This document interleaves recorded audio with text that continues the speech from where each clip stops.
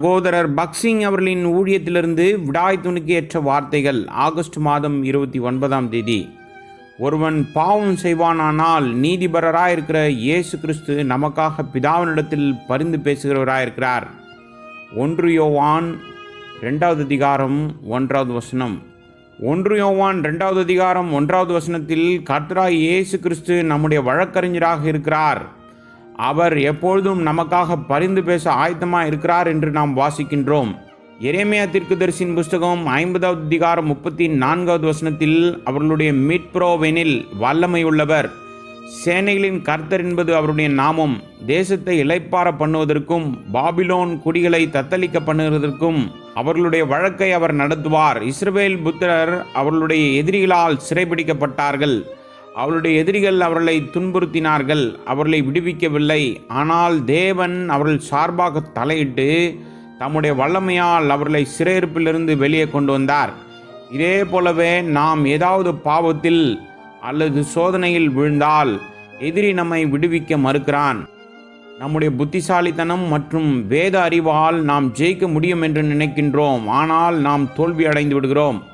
ஆண்டவரே, இது என்னுடைய பலவீனமும் தோல்வியுமாக இருக்கிறது, தயவு செய்து என் சார்பாக பரிந்து பேசி சாத்தானின் கைகளிலிருந்து என்னை விடுவியும் என்று நாம் கேட்க வேண்டும்.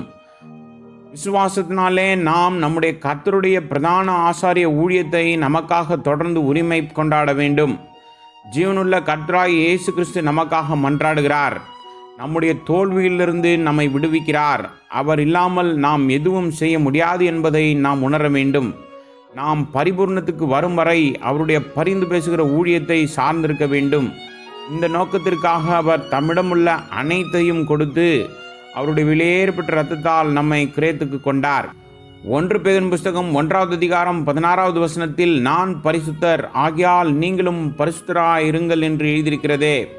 எனவே அவருடைய பரிபூர்ணத்துக்கு கொண்டு வரப்படுவதற்கு அவருடைய பரிந்து பேசும் ஊழியம் நமக்கு தேவையாயிருக்கிறது. பழைய ஏற்பாட்டு காலத்தில் ஆசாரியர்களால் ஆயிரக்கணக்கான பலிகள் செலுத்தப்பட்டன. ஆனால் ஒருவராலும் தங்களுடைய ஊழியத்தின் மூலம் பரிபூர்ணத்தை பெற முடியவில்லை. எபிரேயருக்கு எழுதின நிருபம் 7வது அதிகாரம் 19வது வசனம். அவர்கள் கர்த்தராகிய இயேசு கிறிஸ்துவின் பரிபூர்ண பலியின் நிழலாகவே காணப்பட்டார்கள். எபிரேயருக்கு எழுதின நிருபம் 8வது அதிகாரம் 5வது வசனம். உன்னதமான தேவனுடைய ஆசாரியனான மெல்கிசேதேக் ஆபிரகாமுக்கு தரிசனமாகி அவனுக்கு பரலோக உணவை கொண்டு வந்தான். இது சோதனையின் நேரத்தில் அவனை பலப்படுத்தியது. ஆனால் ஆபிரகாம் பரிபூர்ணம் அடைய அவனுக்கு உதவ முன்வரவில்லை.